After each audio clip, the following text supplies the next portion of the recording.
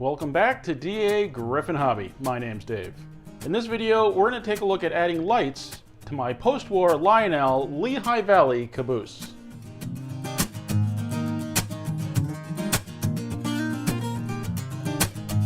Before we get into taking a look at the caboose, you might notice the no drama shirts are in. Unfortunately, it took them 3 months to get this shirt to me. I ordered 2 shirts back in April, and I didn't get them until a couple days ago. So if you know of a t-shirt company that might be a little more speedy than that, please let me know. If you have ordered a t-shirt and you haven't received it, make sure you send them an email. The customer service has been really good about refunding the shipping charge. So if you've ordered a shirt, haven't gotten it yet, make sure you do send them an email. I've got my Frankenstein of a Lehigh Valley caboose here, and I need to make it light up because it doesn't light up currently. This was put together from a junk shell that was broken and parts from different cabooses. So I'd say it's not really a post-war Lehigh Valley, although it sort of is.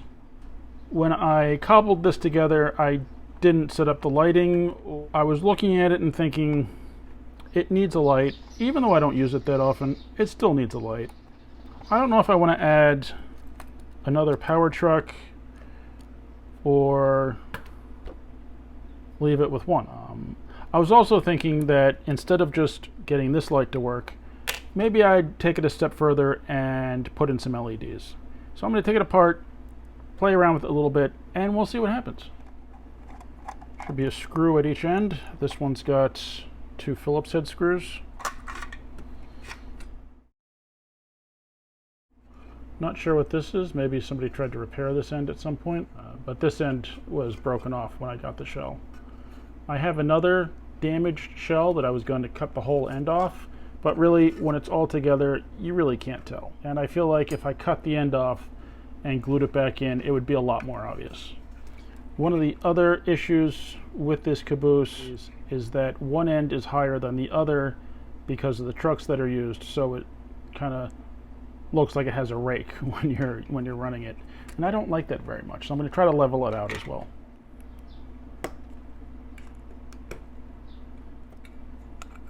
So something I noticed when I was looking through my collection of post-war trucks, some of them have a washer of sorts up here, like this one does, or this one. And some of them have just a loose washer, which might have been added later. The reason why the caboose sits on an angle is because you've got the power truck with this washer up top and the regular truck that doesn't have it. So you can either find 2 power trucks or a washer to put up here to level the thing out. I've decided to use 2 trucks with pickup rollers because I just really don't want the light to flicker. And also it will help keep the caboose at the proper level.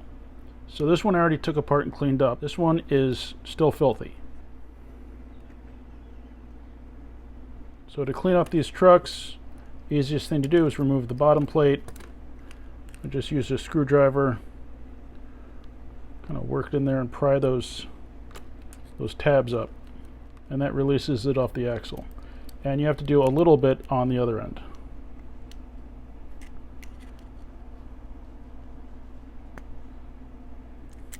Usually. Sometimes they come apart without having to do that. It probably helps if you bend the tab back further on the end with the pickup roller. I think that makes it easier to get back together. I'm just going to use some basic cleaning methods. I'll spray there with some contact cleaner.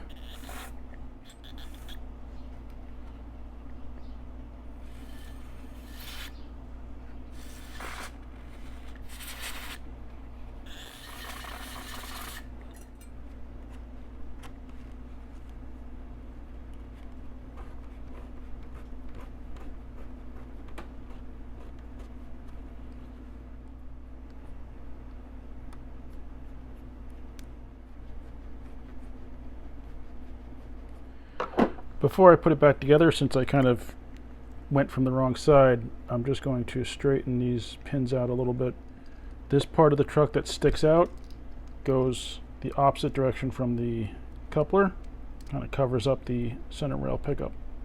So once that's back in place, you can bend them down with a screwdriver or use a pair of pliers and kind of roll the points down.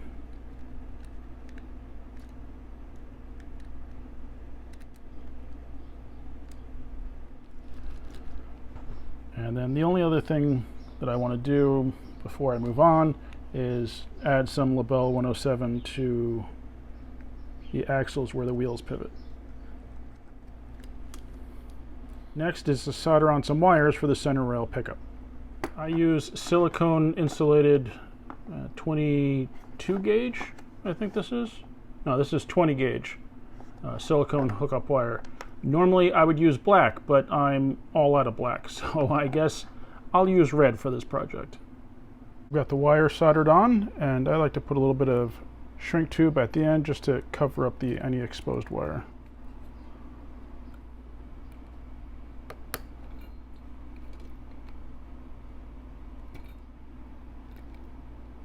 One thing to pay attention to before you go through all this is that you're using two trucks of the same type. These are bar end trucks.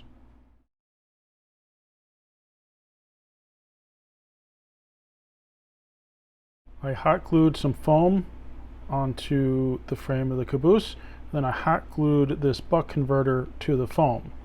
And what this is going to let me do is send a DC signal to the LEDs so that I get a better illumination from them. When you power up the buck converter, you get a red light right there, which might not seem like much, but sometimes it really can be overpowering. I'm just going to put a little bit of black hot glue on there. Now, I didn't completely cover it because when I'm working with it, I want to be able to see if it's getting power. The great thing about these, you can adjust the DC output by turning this screw here. It's currently set to 5 volts. I'm not sure what LEDs I'm going to use yet, so we'll start with that 5 volts as kind of a baseline. You might say, how do I know it's 5 volts? Well, because I set it to 5 volts. But how did I do it? I used a meter. I put the leads on there and it tells me it's at 5.01 volts. If I wanted to change it, I would need to turn the adjustment screw. You turn left, it goes up. You turn right, and it goes down. I'm going to leave it just about 5 for right now.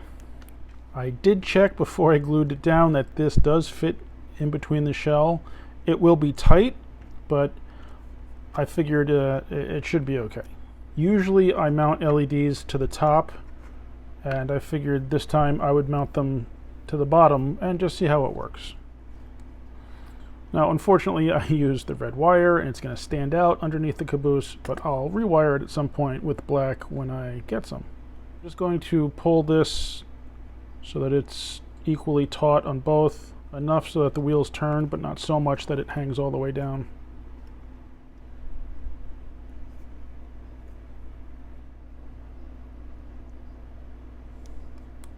Now we need a ground. The regular light bulb didn't really have a separate wired ground because it grounded itself on the frame. You could just drill a hole, put a screw through it, and run it to the other terminal. If you don't want to drill a hole in your Caboose frame, you could take the light bulb and fixture from the original. The center hot wire just pulls out once you take the bulb out. You put your wire in and put the bulb in, and that should work. The bulb's not going to light up, but it should be grounding out on this whole part. Okay, wires aren't pinched. So now we have the power coming from the center rails, and we have the ground set up to the base of the light bulb, which again isn't going to work. We don't have the hot side wired up. Now I have to decide what to use to actually light the Caboose up. It's time to look at the LEDs and see what we got. All right, I picked up a collection of LEDs off of Amazon. And these are all different colors: purple, yellow, blue, green, red, white, and warm white. Now you could use white, you could use yellow if you want to really go for a kind of old school incandescent look, which I have not done. So I think that's what we're going to do, because why not? I'm always curious to see how well these LEDs will illuminate a caboose. Again, that's why I'm using the buck converter, because I can up the voltage if I need to. It's currently set to 5 volts, but these I believe work on 12 to 18 volts, so we might have to crank that up. The right side is positive, there's a little plus there, and the left side is negative. And to separate them, you just bend them a little bit. Yeah, I wired both of these LEDs in parallel to the board, and I marked on the board the positive and negative because it says it underneath but not on top, so if you mount the board you then can't see which side is positive, so I marked it before I glued it down. I have a lot of light on the workbench at the moment, but that doesn't seem too bright, and I've got this set at 5, so I'm going to crank up the voltage. Okay, we're at 5 volts. Turning it counterclockwise should crank it up. It said 12 to 18 volts on the LEDs, so I'm going to set it right to about 14.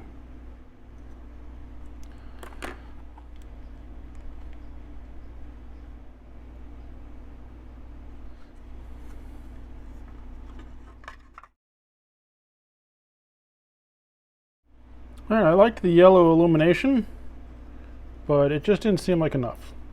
So I'm going to add a couple more LEDs. Okay, so we've got 4 LEDs in there now, and we've got the board set to 14 volts. I don't love the fact that these are hidden under some wires, but it should be good enough. I mean, the Caboose has this nice insert that should hopefully carry some of the light throughout the Caboose. One of the things I like about this change is that it's not permanent. I mean, yeah, we redid the wires for the center rail pickup, but you got to do that a lot anyway. Everything else can be removed, and nothing's been permanently changed.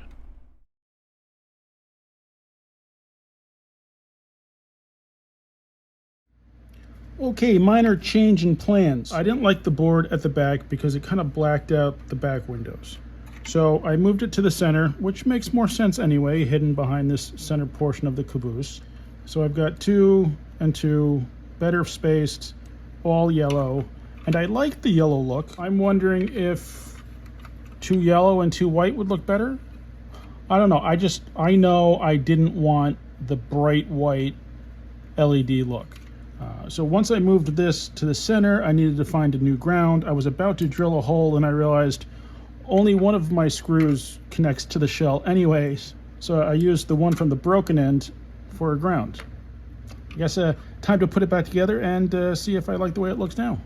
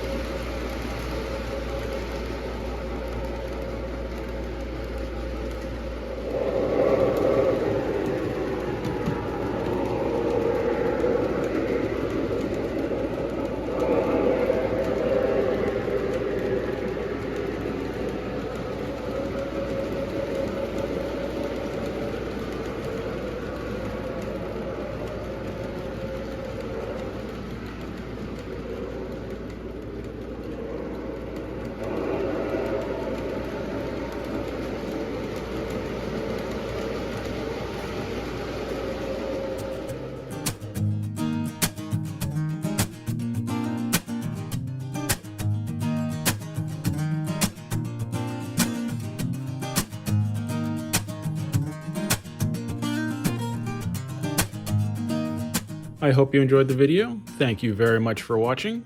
Please remember to like, comment, subscribe, and I'll see you next time on DAGryffyn Hobby.